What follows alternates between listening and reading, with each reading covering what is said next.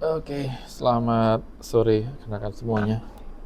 Hari ini kita akan bahas topik yang krusial lah ya di era transformasi digital, yaitu mengenai IoT. Spesifiknya bagaimana analisis strategi dan arsitektur lanjut dari IoT. Nah, fokus utama kita adalah memahami bagaimana integrasi data, karena ini sistem informasi, dan transformasi ekosistem digital dapat menciptakan nilai bisnis yang nyata. Ya, kita karena ini bagi sistem informasi, tentunya kita senggol di harus ada penciptaan nilai bisnisnya gitu. Oke. Nah, hal pertama yang harus kita pahami itu adalah si IoT ini merupakan jembatan antara dua dunia yang sebelumnya terpisah, yaitu information technology sama operational technology. Nah, IT ini bertugas mengelola aliran informasi, analitik data, dan aplikasi bisnis seperti ERP atau CRM seperti itu. Nah, sementara si operational technology ini itu berfokus pada pengendalian aset fisik atau proses operasional melalui kayak mungkin yang pernah dengar kayak SCADA atau PLC ya, program logic control. Nah, si IoT ini mendigitalkan parameter fisik menjadi aliran data real time. Nah, fenomena ini mengubah perangkat keras menjadi entitas kognitif dalam sistem enterprise yang menjadi tulang punggung otomasi cerdas di era industri 4.0. Nah, untuk membangun sistem yang andal, kita menggunakan pemetaan 4 lapisan fungsional. Lapisan pertama itu ada di persepsi ya, atau perception. Nah, di sinilah sensor. Jadi pakai sensor, apa sih IoT, ada sensor-sensornya ya, dan aktuator berinteraksi dengan dunia fisik. Fokus desainnya adalah akurasi dan konsumsi energi rendah. Kalau sekarang tuh kayak ada LoRaWAN, ada apa lagi ya, banyak sensor-sensor yang hemat energi. Nah, lapisan kedua ini ada jaringan, yaitu mengatur protokol transmisi dengan fokus data, interprobabilitas, dan efisiensi bandwidth. Karena kan nanti perangkat itu tidak ada pakai koneksi LAN mungkin seperti itu, mungkin di pertanian seperti itu. Jadi bandwidthnya tuh pasti rendah. Nah, lapisan 3 itu pemrosesan, melibatkan edge computing dan untuk latensi rendah, dan cloud ya untuk analitik data besar. Nah, di lapisan yang paling atas itu lapisan 4 ini adalah si aplikasi, yaitu antar muka pengguna yang menyajikan actionable insight untuk layanan seperti smart city atau smart factory yang lagi populer lah yang topik ini. Nah, kemudian sebentar ada WA nih kayaknya, ada akademik telepon.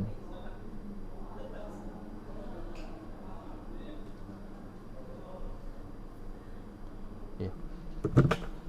Jadi ini kita lihat ada matrik diagnostik protokol edge to cloud ya. Jadi ada beberapa matrik yang dipakai. Yang pertama MQTT. MQTT itu Message Queuing Telemetry Transport. Nah, jadi ini protokol standar de facto untuk IoT saat ini karena sifatnya sangat ringan. Saya ingat dulu waktu main project drone, jadi buat drone jadi itu ada telemetrinya untuk komunikasi. Jadi ini emang dirancang untuk koneksi dengan bandwidth yang terbatas dan perangkat dengan sumber daya rendah. Nah, dulu drone itu kan ada telemetrinya, itu karena bandwidthnya rendah jauh kan gitu kan, terus juga baterainya terbatas gitu. Dia pakai model PubSub ya, publish or subscribe. Di sini perangkat ini tidak saling ngirim pesan secara langsung, jadi ada perantara broker di tengah. Nah, perangkat mempublikasikannya atau publish data ke suatu topik, dan perangkat lain yang membutuhkan data tersebut akan subscribe berlangganan ke topik tersebut. Berikutnya itu COAP, Constraint Application Protocol. Nah, kalau MQTT yang sebelumnya tuh rajanya telemetri, nah COAP ini rajanya efisiensi energi untuk perangkat kecil. Nah, protokol khusus ini protokol khusus untuk perangkat yang sangat terbatas seperti sensor yang hanya menggunakan baterai koin, baterai kecil gitu kan, baterai jam ya gitu, dan harus bertahan bertahun-tahun. Kemudian model requestnya tuh UDP ya. Kemudian berbeda dengan HTTP yang menggunakan TCP ya, butuh jabatan koneksi yang lama. Nah, COAP ini menggunakan UDP yang tembak dan lupakan lah ya, gitulah istilahnya, sehingga sangat hemat daya. Berikutnya HTTP, ya ini udah biasa ya, udah biasa kita pakai sehari-hari untuk browsing website. Namun dalam IoT dia punya peran spesifik gitu ya. Jadi ini protokol transfer utama untuk dokumen hypertext di internet itu. Ya sama sisanya gitu. Cuman ya tadi konsumsi energinya tinggi ya. Dia berikutnya DDS. DDS itu adalah data distribution service. Nah, ini adalah pilihan utama untuk sistem nyawanya tuh bergantung pada kecepatan data. Contoh kayak mobil otonom ya, kayak Tesla atau robotika pabrik gitu. Nah, ini dia pakai standar konektivitas middleware untuk komunikasi data real time yang bersifat desentralisasi gitu. Jadi beda dengan MQTT yang butuh broker pusat. Nah, DDS ini dia mungkin kan perangkat tuh saling bicara secara langsung, secara cerdas. Jadi latensinya itu sangat rendah untuk DDS ini. Nah,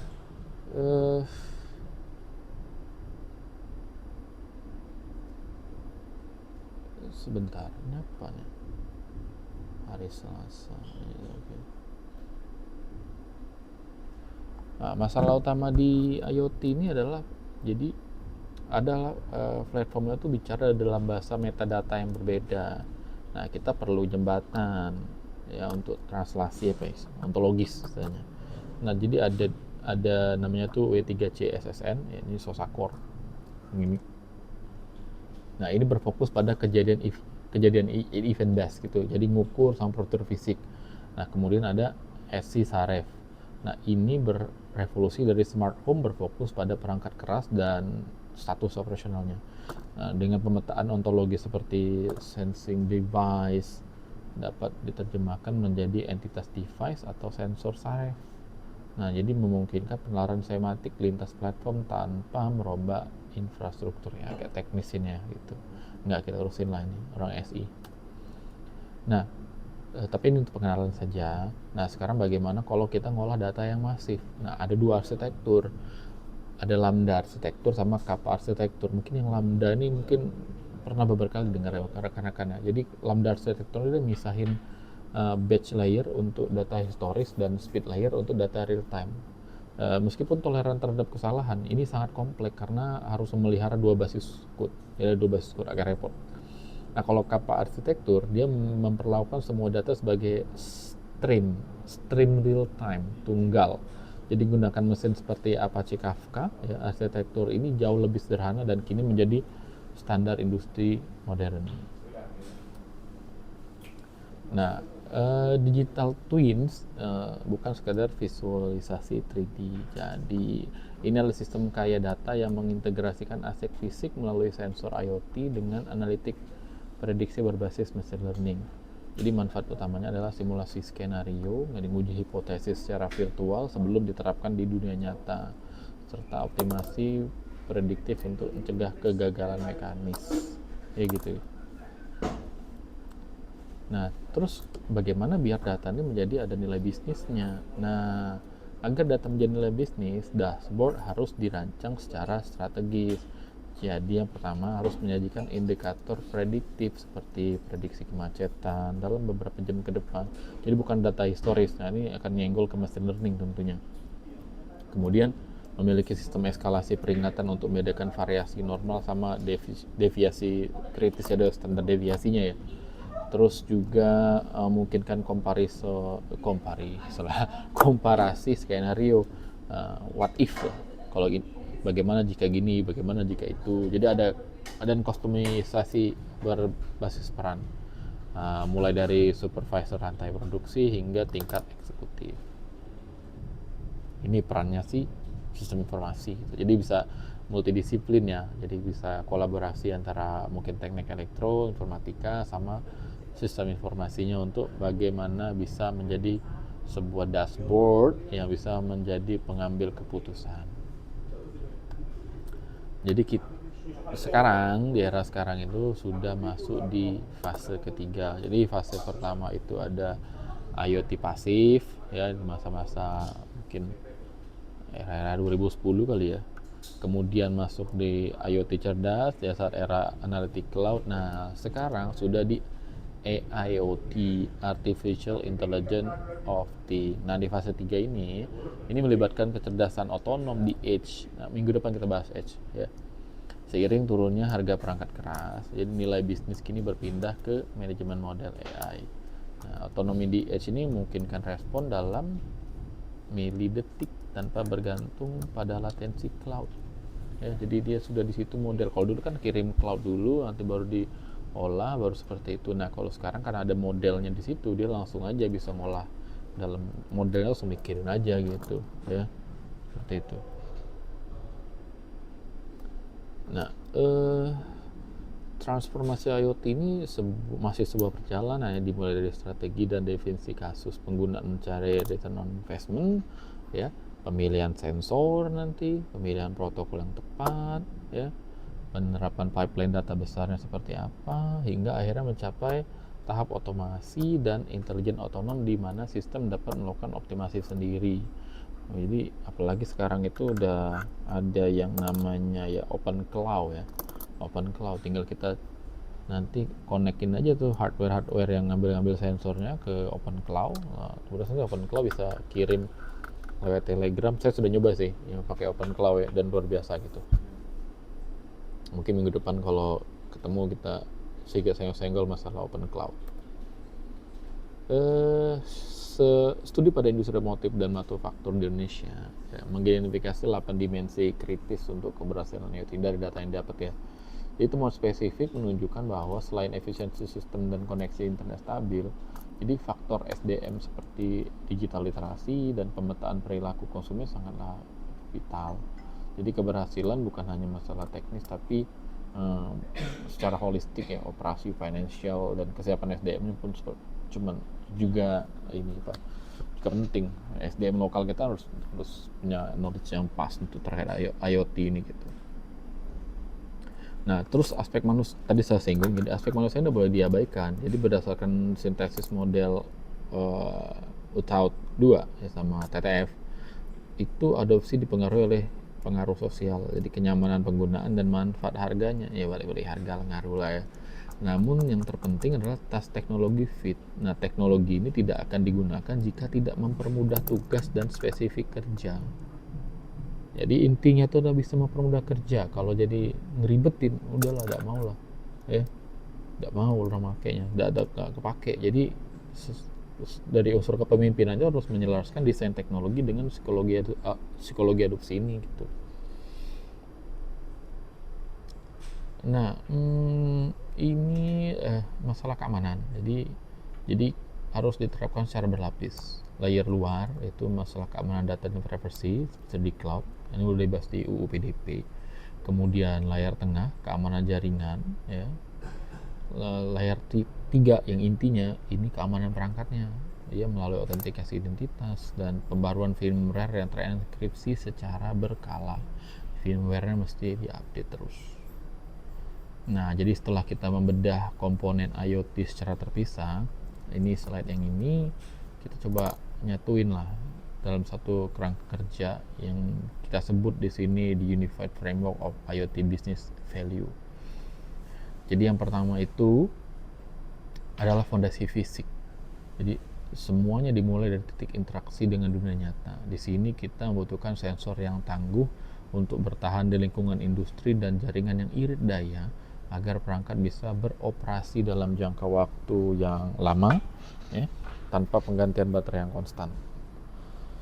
Tanpa fondasi fisik yang solid ini, data kita peroleh tidak akan akurat ya. Kemudian arsitektur aliran streamnya ya, jadi bagaimana data yang sudah dikumpulkan kemudian dialirkan melalui proses stream tunggal dengan presisi yang tinggi. Ingat ya, presisi yang tinggi gitu, seperti yang ada di arsitektur kappa yang sebelumnya gitu. Kemudian yang ketiga itu model kognitif. Nah, pada tahap ini data yang mentah tadi kita olah menjadi kecerdasan. Nah, di sini kita pakai NC Digital Twin tadi sama AI prediktif. Ya, jadi AI-nya bisa langsung melakukan apa sih dari data yang dapat ini ya, dikasih insight itu tergantung kita nanti buat model seperti apa. Berikutnya tuh integrasi manusianya. Ya, mau secanggih apapun tidak berguna kalau tidak bisa digunakan oleh manusia. Makanya di sini kita harus bagi orang SI buatlah desain antarmuka yang berorientasi pada keputusan dan mudah digunakan. Ya dashboardnya mudah digunakan sehingga nanti manajer itu bisa ngambil keputusan dengan cepat. Ya, yang terakhir nilai bisnis. Jadi inilah muara dari seluruh investasi teknologi karena IoT itu mahal ya. Ada hardware-nya dan softwarenya, jadi investasinya tinggi. Jadi harus punya keunggulan ya secara nilai bisnis. Jadi kerangka kerja ini menunjukkan bahwa nilai bisnis IoT tidak dihasilkan oleh satu alat saja, melainkan hasil dari orkestrasi antara perangkat fisik, aliran data, model kecerdasan, dan kesiapan manusia. Sebagai penutup, jadi ingatlah 3 paradigma pertama ini. Yang pertama, IoT itu desain ekosistem ya strategis. Jadi bukan sekadar pengadaan perangkat keras. Kedua, nilai kompetitif kini bergeser ke arah kecerdasan otonom atau AIoT ya dengan simulasi digital twin. Yang ketiga, kesuksesannya bergantung pada orkestrasi sosioteknis. Maksud sosioteknis adalah regulasi, adopsi, sama SDM. Jadi seperti halnya kapabilitas teknologi itu sendiri, bagaimana teknologi itu nanti diterapkan. Oke, itu saja yang bisa saya sampaikan di pertemuan ini ya. Terima kasih banyak. Minggu depan mudah-mudahan kita ketemu. Ini karena ada wisuda besok itu, jadi persiapan wisuda. Jadi saya blendedkan saja. Terima kasih. Wassalamualaikum warahmatullahi wabarakatuh.